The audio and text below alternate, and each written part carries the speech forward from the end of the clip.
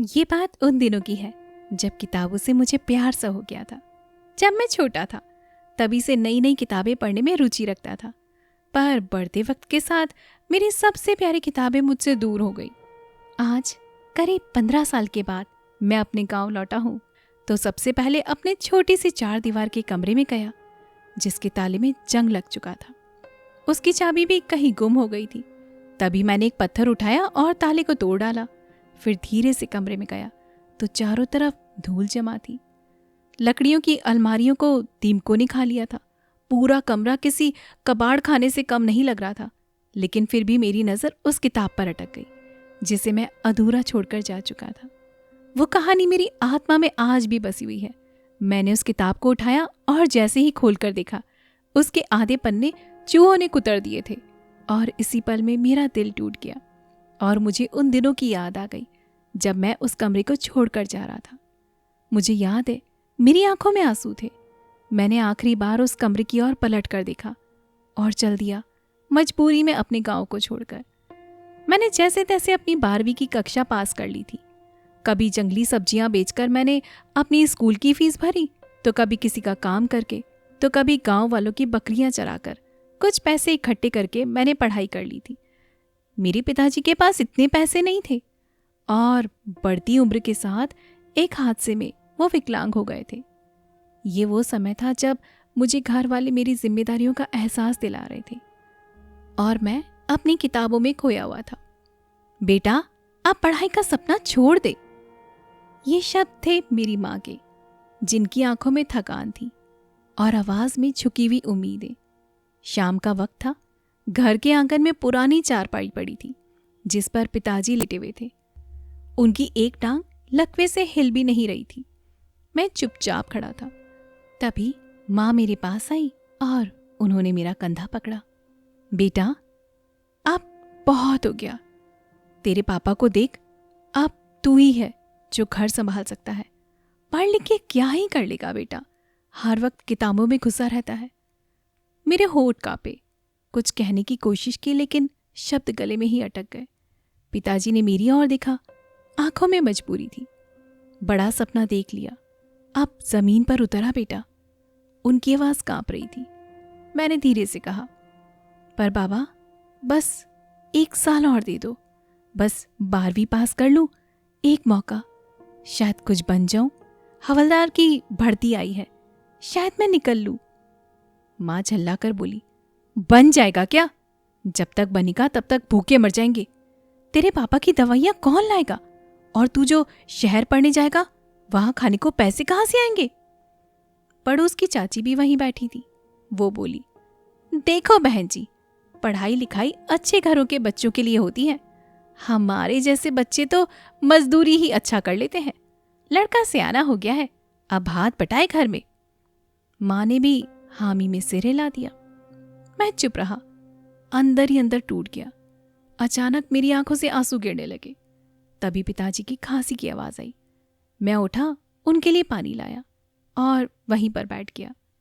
पिताजी ने मेरा सिर सहलाया और बोले, बेटा, आप सब कुछ तेरे हाथ में है। शहर में तेरे मामा से बात कर ली है, किसी होटल में तुझे लगा देंगे। महीने के 10,000 कमाएगा, और क्या चाहिए बेटा हम लोगों को। मैंने कुछ नहीं कहा, बस हाँ में सिर हिला दिया और वहां से चला गया। मैं जानता था, मैंने जो वकील बनने के बड़े बड़े सपने देखे थे, वो सब के सब धरे के धरे रहने वाले थे। हम लोगों के पास खाने के लिए पैसा नहीं था। इतनी महंगी कॉलेज की फीस कैसे भरते? और यही सच्चाई थी जिसे मैं मान चुका था। फिर उसी रात मैंने निर्णय लिया मामा के पास जाकर काम करने का। और अगली सुबह वह दिन आ गया जब मैं सब कुछ छोड़कर जाने वाला था। माँ ने मेरे लिए एक झोला तैयार किया, एक जोड़ी कपड़े, एक पुराना गमछा और थैली में कुछ सूखे पराठे। मैंने कुछ नहीं कहा। घर के बाहर बस आने ही वाली थी। माँ ने मेरे माथे पर हाथ फेरा। शहर जाकर मेहनत करना बेटा, हम गरीब हैं पर ईमानदार हैं। मैंने उनकी ओर देखा, कुछ बोलना चाहा, पर गला रुत सा गया था। पिताजी चारपाई पर लेटे लेटे बोले, शहर में कोई बुरी संकट में मत पड़ना बेटा, और जब पैसे कमाने लगे तो सबसे पहले एक पक्का छत बनवाना इस घर पर। मैंने सिर हिलाया और आंगन की दहली पर एक बार फिर से पलट कर देखा। वो कमरा, वो अलमारी, वो किताबें, सब कुछ आंखों में समेट लिया था। और तब तक बस आ गई, धूल उड़ती हुई। मैं चढ़ गया, खिड़की के पास वाली सीट पर बैठ गया। बस ने रफ्तार पकड़ी, गांव की गलियां पीछे छूटने लगी। मेरे आंसू अब थम नहीं रहे थे। वो सिर्फ गांव नहीं था जो पीछे छूट रहा था, वो मेरी पहचान थी, मेरे सपने थे, मेरी किताबें थी। पर फिर भी मैंने अपनी आंखें पोंछी और निकल गया कमाने। शहर में कदम रखते ही मुझे लगा जैसे मैं किसी और दुनिया में आ गया हूं। यहाँ ना खेत, ना हरियाली, सिर्फ धूल, धुएं और भागती हुई भीड़। हर कोई अपनी जिंदगी की जंग में भाग रहा था, बिना रुके, बिना देखे। मामा जी मुझे एक पुराने से होटल में ले गए। नाम था राज रसोई भोजनालय। नाम जितना शाही था, हालत उतनी ही खराब। किचन के पीछे एक अंधेरे कमरे में मेरा ठिकाना बना हुआ था। एक गद्दा, एक बाल्टी और एक कोने में टंगी टूटी सी थाली। और मालिक की पहली बात थी, समय पे काम चाहिए, कोई नखरे नहीं, और हाँ, बात करने की जरूरत नहीं है। मैंने बस सर हिलाया। पहले ही दिन मुझे बर्तन धोने को कहा गया। ढेर सारे थाल, कटोरी, कढ़ाई, गर्म पानी में हाथ डुबोते ही छाले पड़ने लगे। तेल से सने बर्तन, तेज साबुन और रगड़ते रगड़ते फटी हथेलियां। कभी कभी तो खाना खाने का भी वक्त नहीं मिलता था। मालिक हर थोड़ी देर में चिल्लाता, जल्दी कर। बाकी नौकरों की नजरों में मैं नया था और कमजोर भी। कोई मुझे अपने पास बैठने तक नहीं देता, कोई बात भी नहीं करता था। रात को जब सब सो जाते, मैं अकेले बैठकर सोचता, क्या यही मेरी किस्मत है? आंखें भीग जाती थी। लेकिन अगले दिन फिर वही बर्तन, वही गालियां, वही गुलामी। एक दिन काम करते वक्त मेरा हाथ जल गया। गरम कढ़ाई मेरी उंगलियों से टकरा गई। मैं चिल्लाया नहीं, बस मुंह दबा लिया। मालिक की नजर तो पड़ी, तो वो बोला, अगर इतना नाजुक जान है तो गांव क्यों छोड़ा था? मेरी आंखों में गुस्सा था, पर जबान पर खामोशी। शाम को मामा जी आए और बोले, तू यहां नौकरी करने आया है, नखरे मत दिखा, तेरी हैसियत देख, इकलौता है तू। मैंने कुछ नहीं कहा, क्योंकि अब मेरे पास कहने को कुछ भी नहीं बचा था। हर रात थक कर गिर जाता, फटी हुई हथेलियां, पीठ में दर्द और आंखों में खालीपन। पर एक चीज थी जो अब भी मेरे पास थी, हिम्मत, कभी ना टूटने का जज्बा। मैं भले ही वहां पर बर्तन धो रहा था, लेकिन मेरे दिमाग में अभी भी वो किताबें और बड़ा वकील बनने का सपना था। पर कभी कभी होटल के गल्ले के पास पुराना अखबार पड़ा मिलता। मैं उसके पन्ने पढ़ता, छोटे छोटे कानून के कॉलम देखता। वही मेरी एकमात्र किताब बन गई थी। और हर रात मैं खुद से एक वादा करता, एक दिन इस नरक से बाहर जरूर से निकलूंगा, एक दिन फिर से पढ़ूंगा। मेरी तनख्वाह सिर्फ 10,000 रुपए थी। उसमें से भी मैं हर महीने 5,000 घर पर भेज देता, माँ के लिए, पिताजी की दवाइयों के लिए। बाकी बचे 5,000 उन्हें मैं जैसे तैसे संभाल के रखता, कभी भूखा रहकर तो कभी होटल के बचे हुए झूठे खाने से अपना पेट भरकर। इसी तरह से 7 साल बीत गए। 7 साल बर्तन धोते हुए, गालियां सुनते हुए, जले हाथों और टूटते सपनों के बीच। इन 7 सालों ने मेरी जिंदगी के सबसे कीमती पढ़ाई के साल खा लिए थे।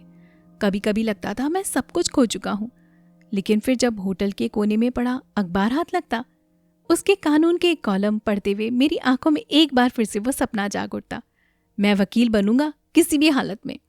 और फिर वो दिन आ गया। 7 साल के बाद मैंने दिल्ली के सबसे बड़े लॉ कॉलेज में एडमिशन लिया। कैसे? मैंने 5,000 हर महीने जोड़कर थोड़े थोड़े से पैसे इकट्ठा किए थे। साथ ही सुबह सुबह शहर की सड़कों पर अखबार बांटना भी शुरू कर दिया था। लोग सोचते थे ये लड़का क्या करेगा, पर मैं जानता था मैं क्या कर रहा हूं। हाँ, 7 साल पढ़ाई से दूर रहा, लेकिन कोई बात नहीं। मैंने अपना नामांकन करवाया, क्लास ज्वाइन की और पहली क्लास में इंट्रोडक्शन देने का मौका मिला। अब स्टूडेंट अंग्रेजी में बोले, hi, I am from Delhi public school. Hi, I am from modern school. Hi, my dad is a high court lawyer. अब मेरी बारी आई। मैंने खड़े होकर कहा, मेरा नाम अर्जुन है। मैं पिछले 7 सालों से एक होटल में बर्तन धो रहा था। वहीं से बचाए पैसे और सुबह अखबार बांटकर इस कॉलेज की फीस भरी है। मेरे पिताजी विकलांग हैं और मैं वकील बनना चाहता था, ताकि एक दिन मैं किसी मजबूर के लिए वो लड़ाई लड़ सकूं जो मेरे जैसे लोग नहीं लड़ पाते हैं। सन्नाटा छा गया, लेकिन अगले दिन से ही लोग मुझे छोटू बर्तन कहकर चढ़ाने लगे। कभी क्लास के बाद हंसते, कभी व्हाट्सएप ग्रुप में मेरा मजाक उड़ाते। बुरा तो बहुत लगता था, पर मैं जानता था अगर मैंने हार मानी तो उन 7 सालों की कीमत क्या रह जाएगी। मैंने सब कुछ सहा, पर पढ़ाई नहीं छोड़ी। और फिर 5 साल बाद कॉलेज का आखिरी दिन आया, फाइनल रिजल्ट आया। मैंने पूरे कॉलेज में टॉप किया था, वही छोटू बर्तन धोने वाला अब पूरे कॉलेज का नंबर 1 स्टूडेंट बन गया था, जिसे ताने दिए जाते थे। अब वो सारे के सारे लोग चुप थे जो मुझे ताने देते थे। किसी की भी हिम्मत नहीं हुई मेरी आंखों में आंखें डालने की। उस दिन मुझे पहली बार एहसास हुआ, और समाज के ताने हमें रोक नहीं सकते। अगर हमारे अंदर धैर्य है तो हम अपनी सफलता से उन्हें जवाब दे सकते हैं। आज मैं बहुत सालों के बाद अपने गांव लौटा हूँ। आज मैं उसी जगह पर खड़ा हूँ जहाँ से एक दिन मेरी पढ़ाई अधूरी रह गई थी। वो कमरा अब भी वैसा का वैसा ही है, थोड़ा सा जर्जर हो गया है, मगर अब मुझे देखकर मुस्कुरा रहा है, जैसे वो मुझसे कह रहा हो, तू जीत गया अर्जुन, तू वाकई जीत गया। मैं वहीं खड़ा हूँ जहाँ से एक मामूली सा लड़का बर्तन धोने के लिए शहर निकला था। आज जब लौट कर आया तो एक बड़ा वकील बनकर आया हूँ। जब मैं अपनी कहानी याद करता हूँ तो हाँ, आंसू तो निकल आते हैं, पर इस बार ये आंसू दर्द के नहीं, गर्व के हैं। गर्व इस बात का कि मैं टूटा, गिरा, कुचला गया, फिर भी मैं रुका नहीं। दोस्तों, मैं इस कहानी के जरिए बस आपको इतना ही कहना चाहती हूँ, जिंदगी तुम्हारा इम्तिहान जरूर से लेगी। लोग ताने देंगे, हालात तोड़ेंगे, सपने धुंधले हो जाएंगे, लेकिन तुम बस डटे रहना, ना डरना, ना घबराना, ना पीछे हटना, क्योंकि जब तुम थक जाओगे और सोचोगे अब कुछ नहीं होगा, यहीं से सफलता तुम्हें ढूंढने लगेगी।